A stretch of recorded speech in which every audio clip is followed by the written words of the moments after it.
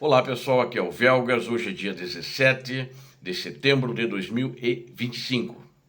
Voluntários bielorrussos destruíram posições russas em Kupiansk. Quero falar hoje sobre a participação dos bielorrussos como voluntários na Ucrânia e principalmente em Kupiansk, que ontem eu, no primeiro vídeo, dando uma geral sobre o teatro de operações, abordei rapidamente Kupiansk, mas vou dar mais um detalhe de uma operação com sucesso realizada recentemente pelos mesmos ali na frente de Kupiansk. Quero convidar quem não é inscrito, que inscreva-se no canal, dê um like, porque aqui vê a verdade. Quero convidar todos a darem um like, porque tenho certeza vocês vão gostar, porque aqui vocês veem a verdade, apenas a verdade. E compartilhem, ajudem o canal, assim o canal vai crescer mais, vai se fortalecer, quanto mais pessoas virem e puderem se inscrever. É mais uma chance para todos aqueles que vocês compartilharem e recomendarem. Eu peço isso, por favor, para todos vocês. Muito obrigado. Aproximadamente 300 soldados bielorrussos voluntários que estão atuando no exército da Ucrânia atacaram posições russas. E eles avançaram sobre os russos com sucesso ali em Kupiansk, que em Kupiansk eles nunca conseguiram o objetivo deles, apenas com notícias falsas. E eu vou mostrar nesse vídeo para vocês um fato, fake news violento que eles fizeram, violento que eu digo assim, pela cara de pau deles, né? Vamos ver em seguida isso, né? Que eles tinham tomado Kupiansk, e aí tem parte da imprensa que é controlada e paga pelo Kremlin, e canais, inclusive, divulgou isso como verdade, quando não era verdade.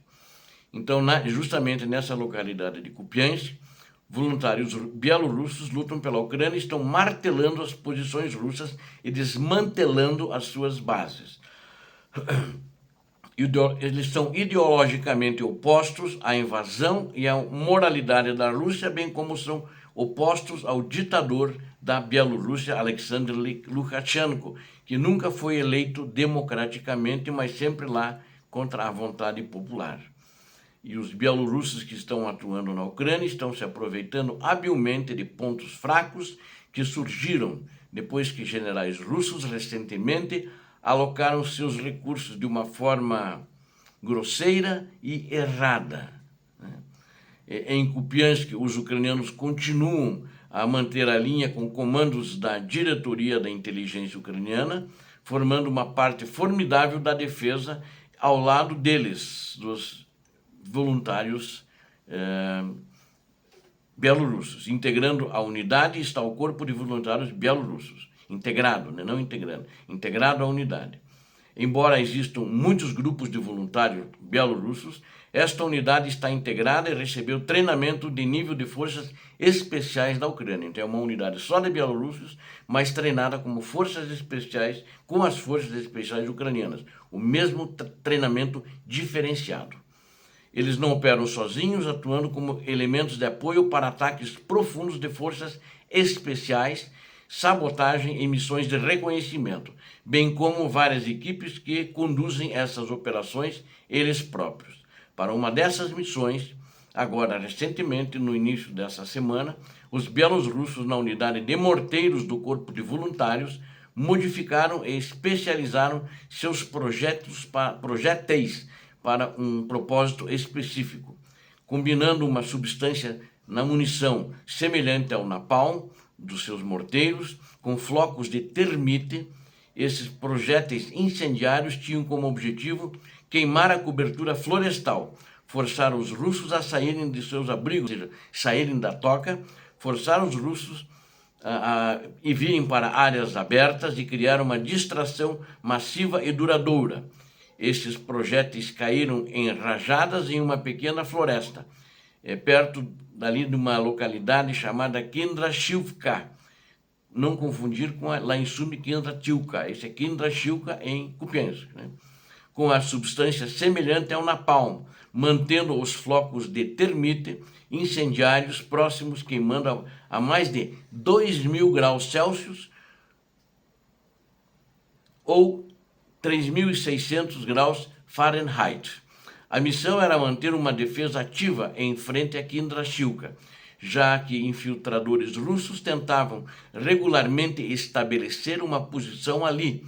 A floresta é ligada aos assentamentos por uma estreita série de fileiras de árvores, através das quais a infantaria russa se move sob o manto da escuridão noturna. No entanto, e com isso eles primeiro se reuniam nessa floresta, ficavam escondidos em toca e daí saíam à noite rastejando para se infiltrar, passar as linhas ucranianas. Mas acabaram sendo expulsos e tirados dos seus esconderijos. Os russos foram então atacados quando começou o fogo na mata. Tiveram que sair para essas áreas descobertas por um grupo de ataque das forças especiais ucranianas. A Operação Bielorrussa Aski foi um resultado direto de problemas causados pelos próprios comandantes russos, porque pela sua incompetência deixaram eles numa floresta, numa mata muito próxima aos ucranianos, que os detectaram lá e aí fizeram esse bombardeio e os atacaram pela retaguarda. Recentemente, em meio à estagnação do progresso russo em Kupiansk, que não anda, e os russos já foram algumas vezes tiveram que recuar, e eles estavam ansiosos para relatar sucessos, eles fizeram uma operação clássica de hasteamento de bandeiras, né, russas. Eles lançaram essa operação, eles cometeram um erro de relatar sucessos, muito além do que era crível, apesar que a imprensa e muitos canais divulgaram isso como verdadeiro. Soldados russos foram forçados a entrar em Kupiansk, a paisana, né, para impedir, sem nenhuma característica que eles eram russos, mas levaram armas, é claro, para impedir a interdição ucraniana antes de desfraldar bandeiras no centro da cidade. Então eles entraram com a paisana, caminharam por dentro da cidade e procuraram alguns locais para hastear bandeiras, fotografaram, filmaram e mandaram para a Rússia. A partir dali, o Ministério da Defesa divulgou Kupiansk sob o controle da Rússia, o que não era verdade. Orgulhosamente satisfeitos por poderem publicar imagens comprovando a captura russa da cidade, apesar da versão mentirosa, eles disseram que capturaram metade da cidade. Os russos compartilharam as imagens nas redes sociais, nos canais Z, né, que foram prontamente rastreados e geolocalizados pelo 10º Corpo de Exército Ucraniano.